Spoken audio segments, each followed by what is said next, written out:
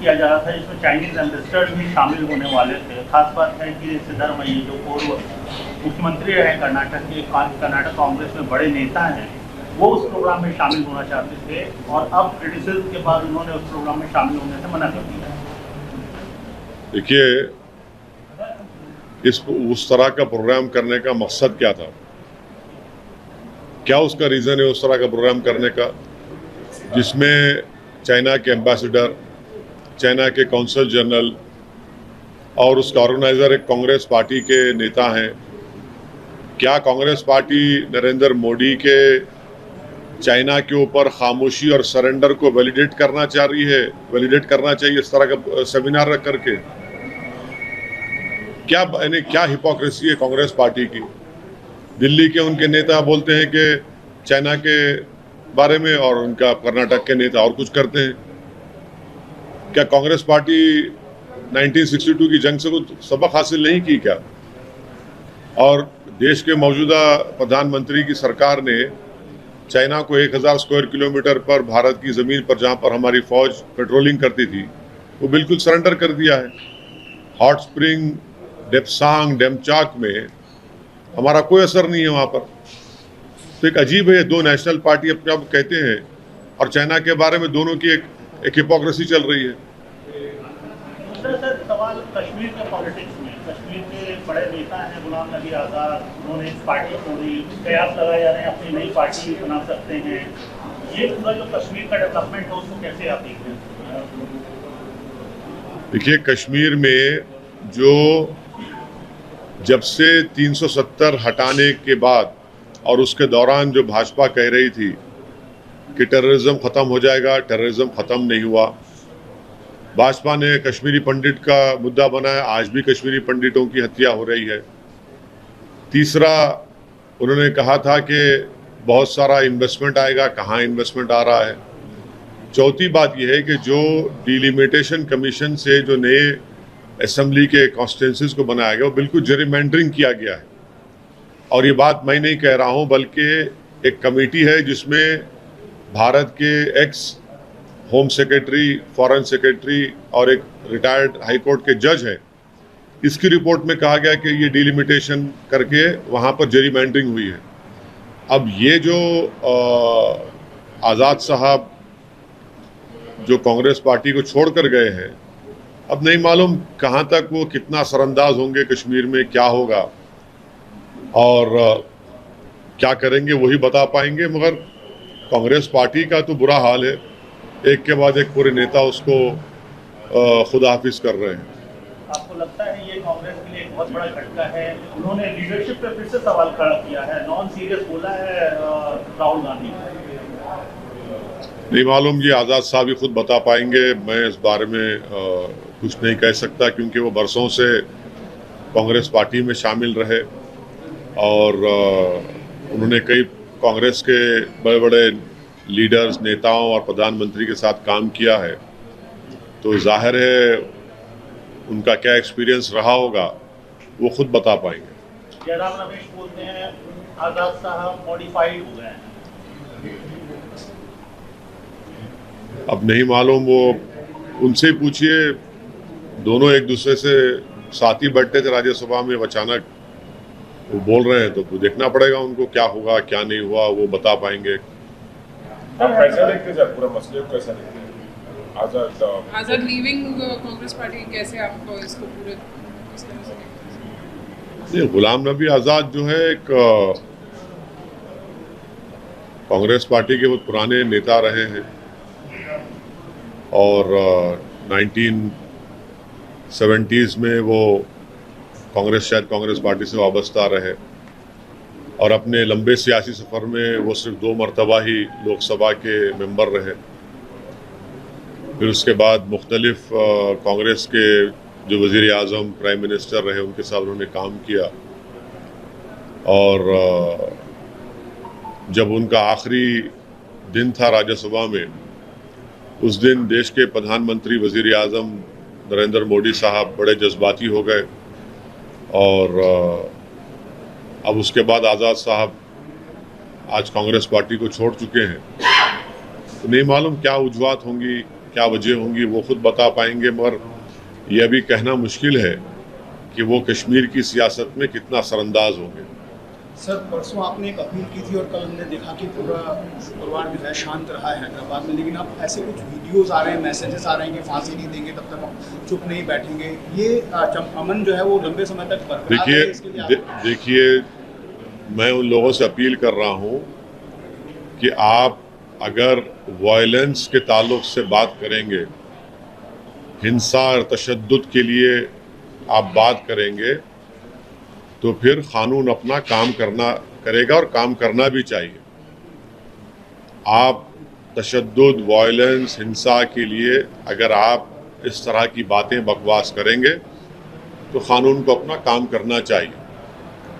ये नहीं हो सकता कि आप इस तरह की बकवास करेंगे और कोई वीडियो जारी करेगा, तनाव का माहौल पैदा होगा, तो फिर आपको इस शहर में शायद आपको इस शहर का सुकून, चैन, यहाँ की आबोहवा पसंद नहीं आ रही होगी, तो हो सकता है कि शायद आपको चंचलगुड़ा और चेरलापल्ली की हवा ज़्यादा पसंद आ जाए, तो वहाँ पर शायद आपको अच्छा लगेगा।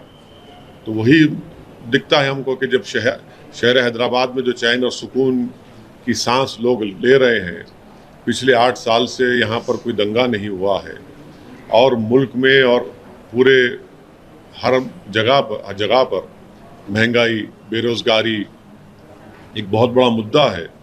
उसके बावजूद भी अगर ये लोग इस तरह की वाहियात किस्म की बातें कर रहे हैं, तो मुझे लगता है कि इनको शहर की आबोहवा शायद रास नहीं आ रही होगी। तो जाहिर है उनको लगता है चंचलगुड़ा और चेरलापल्ली में जो इनका दोस्त है वहीं पर इनको भिजा कर शायद अच्छा रहेगा, वहीं पर रहना उन लोगों के लिए। सरकार को देखना पड़ेगा इनके बारे में।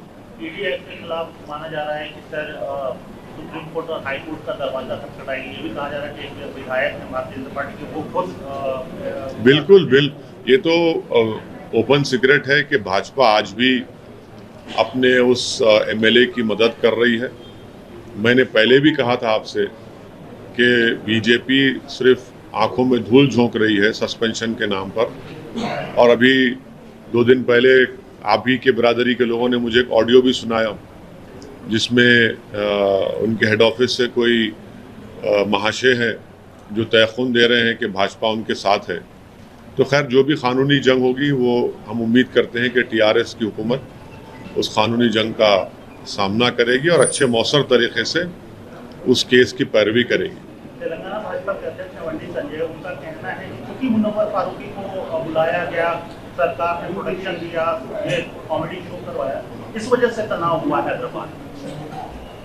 अब देखिए, जो वीडियो जारी करता है इस्लाम और प्रॉफिट मोहम्मद सल्लल्लाहु अलैहि वसल्लम के बारे में, वो क्या कॉमेडी कर रहा था या फिर शहर के अमन को बिगाड़ना चाहता था? वो उस पर बात करे, वो अपने लोगों को रोके, अपने पार्टी के नेताओं को समझाए और उस बात को समझिए कि शहर हैदराबाद हो, तेलंगाना हो, यहाँ की जनता, यहाँ की आवाम हरगिज़ इस बात को पसंद नहीं करती कि यहाँ पर अमन एक परमानेंट अमन बन चुका है, उसको कमज़ोर किया जाए। तो जो कुछ भी हालिया दिनों में हैदराबाद में हुआ, जो बीजेपी के एक विधायक की वाहियात वीडियो के बाद हुआ, भाजपा यहाँ की जनता की वो समझ नहीं रही है। यहाँ की जनता सुकून और चैन और अमन से अपनी ज़िंदगी गुजारना चाहती है। यहाँ की जनता ये देख रही है कि ट्रैफिक का मसला है, जब बारिश होती है तो पानी जमा हो जाता है, स्टॉर्म वाटर ड्रेन का मसला है, यहाँ पर आरटीसी के बसेस की ज़रूरत है, रोड वाइडनिंग की ज़रूरत है, महंगाई का एक बहुत बड़ा मसला जो बीजेपी ने खड़ा कर दिया उससे गरीब पिट रहा है, बेरोज़गारी, नौजवानों का मुकद्दर बीजेपी ने बना चुकी है। ये मुद्दे हैं। अगर उसका डाइवर्ट करके इस तरह करना चाह रहे हैं तो वो नाकाम साबित होंगे और वो पल्स को नहीं समझ रहे हैं अवाम की। सर आप लेकिन आप क्लियर जवाब नहीं दे रहे हैं कि मुनव्वर फारूकी को टीआरएस और केटीआर बुलाने से ये बवाल हुआ, अगर नहीं बुलाते तो सही रहता।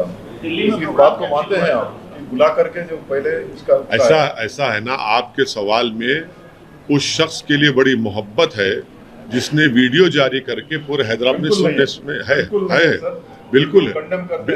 नहीं, सुनिए मुनव्वर फारूकी ने जो कहा था, देखिए आप करते हैं सर, मुनव्वर फारूकी ने जो कहा था इसको कंडेम करते हैं सर?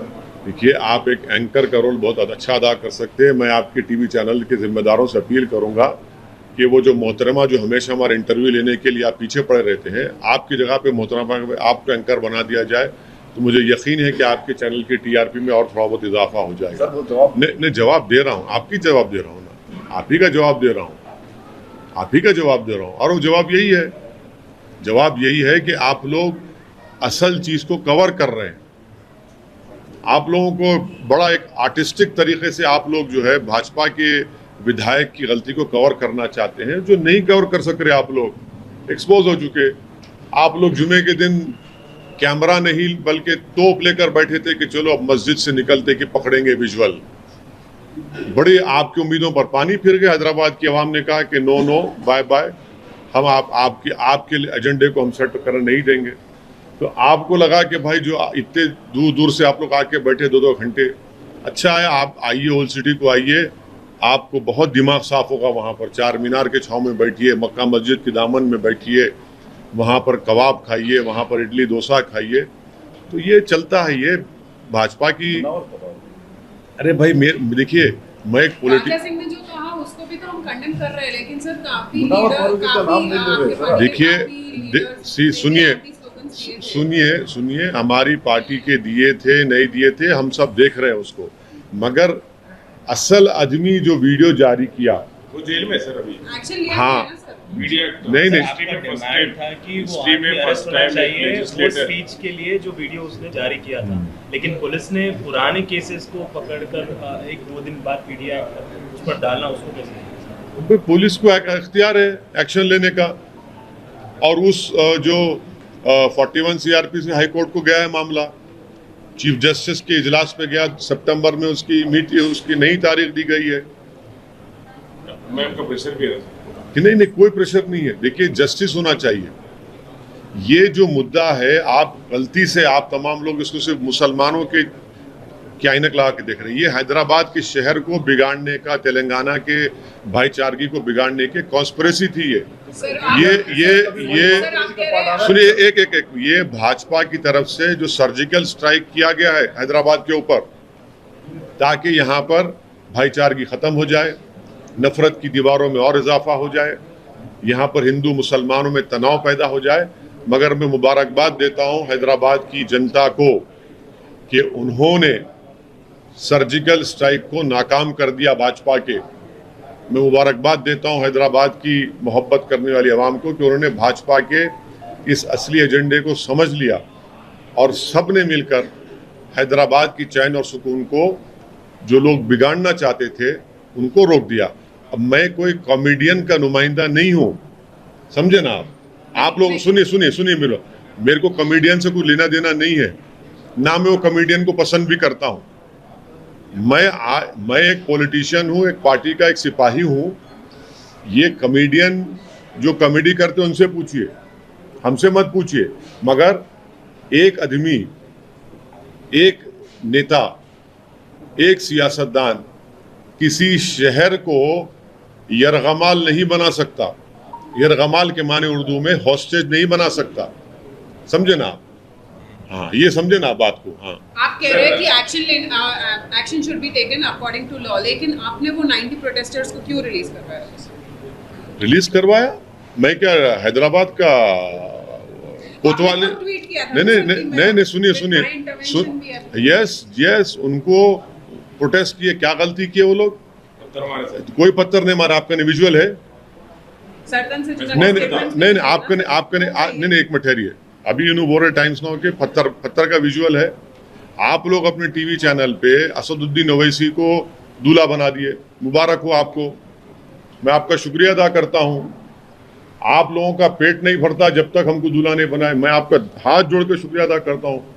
हमेशा मुझे दूल्हा बनाइए, मैं आपका शुक्रगुजार हूँ।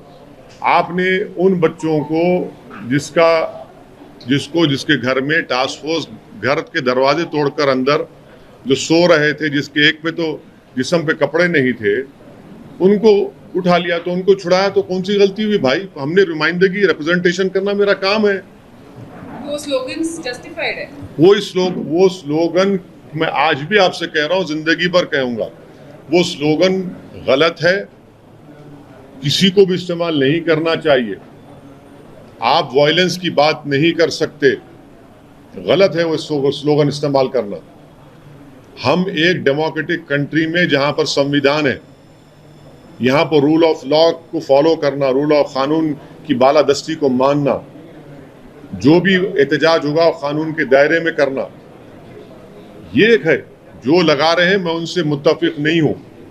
अब दूसरा सवाल सर, आपने बोला अभी कि उस कॉमेडियन का कोई रिप्रेजेंटेटिव नहीं है, आप नहीं हूं, आप भी नहीं है, कोई भी नहीं है, नहीं है आप, मगर आप लोग गए थे वहां पे, आप लोग गए थे प्रोग्राम कवर करने, आप लोग बाहर से कवर कर रहे थे। नहीं आप लोग, नहीं आप लोग नहीं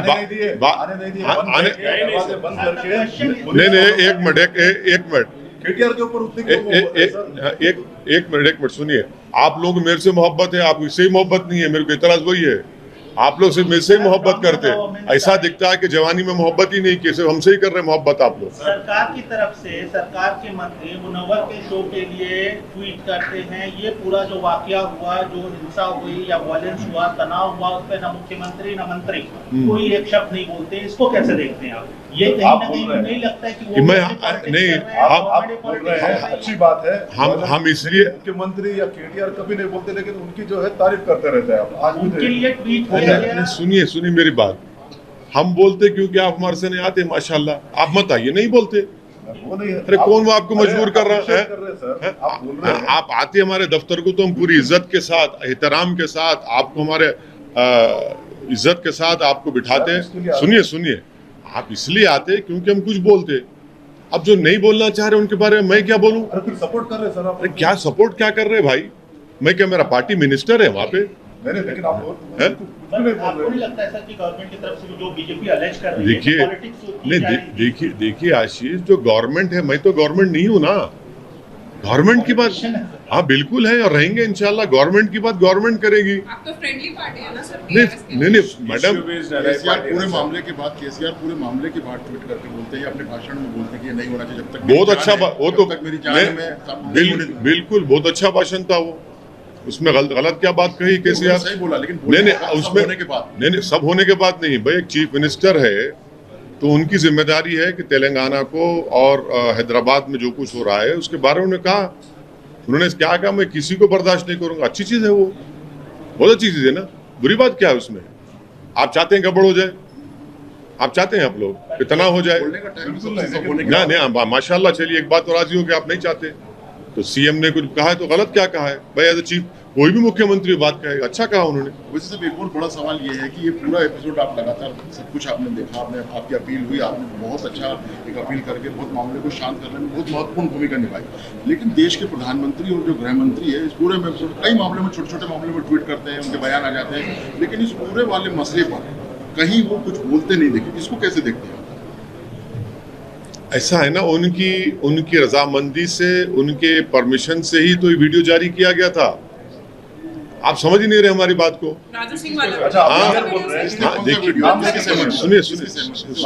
सुनिए देखिए, ये हम उसी दिन मैंने कहा था कि भाजपा की ऑफिशियल पॉलिसी है, आप रिवाइंड करके देख लो।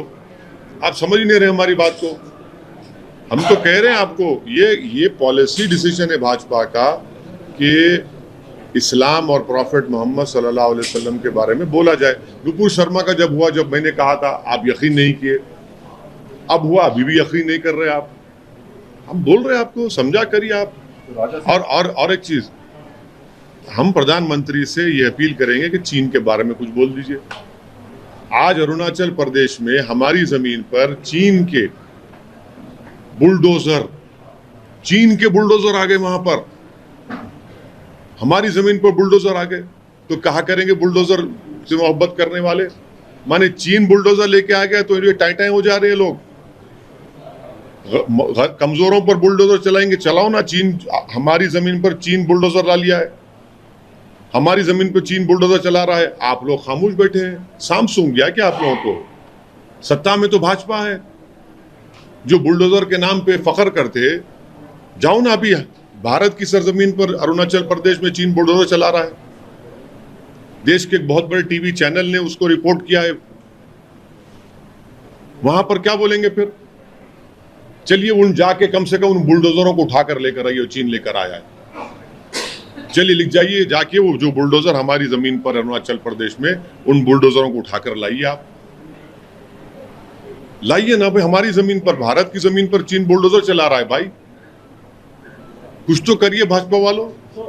अरे भाई ये ऐसा मसला है अरुणाचल प्रदेश का कि हम तो प्रधानमंत्री से, भाजपा से अपील करेंगे फौरन पार्लियामेंट का सेशन बुलाया जाए और उस पर, ये हमारी जमीन पर, भारत की जमीन पर जो चीन बुलडोजर चला उस पर बात होनी चाहिए पार्लियामेंट में। कब तक खामोश बैठेंगे चीन के बारे में? क्या बात है ये? राजा सिंह के मामले में बहुत इंपॉर्टेंट अब एक आगे ये बात है, आपने कहा था कि जब तक वो जेल के अंदर नहीं जाएंगे तब तक ये प्रोटेस्ट होगा, ये अधिकार है, बिल्कुल सही कहा आपके हिसाब से। लेकिन अब ये मसला है कि आगे जो उनका केस लड़ा जाएगा, पीडी एक्ट लगाया गया है, खुदा न खास्ता वो कल को अगर महीने में, 2 महीने में, 4 महीने में बाहर आते हैं तो आपका स्टैंड फिर वही है या आप बदलेंगे या इस चीज को आगे कैसे लेके जाएंगे? अब हर चीज को हम क्यों बोल दें आपके सामने? Wait and watch. अच्छा सर, आप नारेबाजी के बारे में बात कर रहे थे। नहीं देखो सौमित, देखो आपके चैनल पे मैं बैठा, आपके बोलने पे, पर्सनली आपके बोलने पे बैठा मैं, और दूसरे 10 चैनल बैठे हुए थे, मैं निकाला तो आपके चैनल पे हेडलाइन चला है कि ओवैसी रैन अवे। ये क्या बात है यार? मैं क्या भागता हूं? मैं किसके बाप से डर के नहीं भागने वाला हूं मैं? ओवैसी भाग, अरे कहां भागते भाई? अब अगर सुमित आपकी दोस्ती नहीं रहती मेरे से, मैं बोलता था कि भाई टूपुर शर्मा के जिम्मेदार आप ही हैं, चलाते थे आप लोग ट्रैकर पे अपने, नहीं चलाते थे ना आप लोग? ऐसा समझाइए आपके लोगों को, मैं भागने वाला नहीं हूं, पीठ दिखा के नहीं जाने वाला, आखिरत में पीठ दिखाने वाला मैं। तो समझो अपने लोगों को भाई, कब तक हम आपकी मोहब्बत में ये बेकार चीजों को बर्दाश्त करेंगे? और हमारे पार्टी से किसका ताल्लुक नहीं, बिठा के MIM, अरे कहाँ के MIM? रोकिए उन लोगों को, आप अपने जिम्मेदारों को बताइए आप, जो MIM का नहीं, MIM का नाम मत लिखिए उन लोगों पे। MIM का स्पोक्स पर्सन कौन है? वारिस पठान, हमारे आसिम वकार, और फिर डॉक्टर मन्नान, और एक साहब है, और हमारे इम्तियाज साहब के बैठेंगे, दूसरा हर एक को बिठा रहे। अरे आप लोग बिठाए अपने हिंदी चैनल पे। सर आपने अरुणाचल का मुद्दा बोला सर, स्पेशल पार्लियामेंट सेशन की बात कर रहे हैं, इससे पहले आप लद्दाख के ऊपर होते हैं। बिल्कुल लद्दाख पे बात होनी चाहिए। 1000 स्क्वायर किलोमीटर पर भारत की, जहां हमारी फौज पेट्रोलिंग करती थी, वहां पर चीन बैठा हुआ है। एग्रीमेंट है कि इतने डिस्टेंस के करीब आकर एयर एक्सरसाइज नहीं करेगा, वो हमारे वहां पर आकर एयर एक्सरसाइज कर रहा है। मैं आपको बता रहा हूं, कभी भी जंग हो सकती है चीन से, आप समझ नहीं रहे हमारी बात को। आप कह रहे हैं कि चीन, ये सुनिए, आप किसी भी डिफेंस एक्सपर्ट से पूछ लीजिए क्या कर रहा है चीन वहां पर। ऑल वेदर रोड बना चुका है, हम ऑल वेदर रोड बनाए वहां पर, उसके एयरक्राफ्ट हमारी लाइन के करीब आ गए, जहां पर एग्रीमेंट है नहीं आना। आपने नहीं सुना फॉरेन मिनिस्टर ने क्या कहा? आप लोग सुनिए फॉरेन मिनिस्टर ने क्या कहा। 14-15 राउंड की बातचीत, क्या की बातचीत हो रही भाई? बताइए भाजपा वालों, अगर चीन इस जमीन पे कब्जा करके ना, 15 राउंड से क्या बातचीत हो रही बताइए हमको आप। आपको क्यों लगता है सर कि वॉर होगी या हम लोग वॉर की तरफ? ना हो, खुदा ना खास्ता ना हो, मगर जो चीन हरकतें कर रहा है, क्या है माने? इंडिया भी तो तैयार ही है ना सर लड़ने के? तैयार है। आप नहीं पढ़े जनरल कंडूरी साहब की रिपोर्ट 2015 में स्टैंडिंग कमेटी की, जिसमें कंडूरी साहब जो भाजपा के एक CM, उन्होंने कहा कि कितने दिन का हथियार हमारे पास है और उसमें कितने दिन का ऑब्सोलीट हथियार है। ट्रेड, और सुनिए, और ट्रेड इम्बैलेंस कितना है चीन से हमारा? क्या उससे करंट अकाउंट डेफिसिट नहीं बढ़ रहा है? इस पर तो बात ही नहीं करते। आप लोगों को चाहिए कि प्रधानमंत्री से रिक्वेस्ट करके प्रेस कॉन्फ्रेंस करा के सवाल पूछिए आप लोग। सर आप नारेबाजी के बारे में बोल रहे थे, अभी आज और एक वीडियो आया in which Congress leader is openly threatening and calling to rip apart, but आज वायरल हो रहा है, कल की वीडियो है, जो पुराना नहीं है, कल का वीडियो। देखिए, कल का वीडियो है। जो भी जो सर आप एक मिनट सुनिए, एक मिनट सुनिए। जो भी इस तरह के वीडियोस बना रहा है, मैं गवर्नमेंट से और पुलिस कमिश्नर से ये डिमांड करता हूं कि उनके खिलाफ, कानून के खिलाफ एक्शन लिया जाए। उदयपुर में क्या हुआ, क्यों हुआ उदयपुर में, उस वक्त भी हम कंडेम करना चाहिए, आज भी हम कंडेम कर रहे हैं। सवाल ही पैदा नहीं होता इन चीजों को बर्दाश्त करने का, जो वीडियो बनाकर तशद्दुद की और हिंसा की बात कर रहे हैं। पुलिस का काम यह है कि कौन है वो लोग, आफ्टर ड्यू इंक्वायरी अगर वो सच है तो उनके ऊपर एक्शन लेना चाहिए। Thank you. Thank you.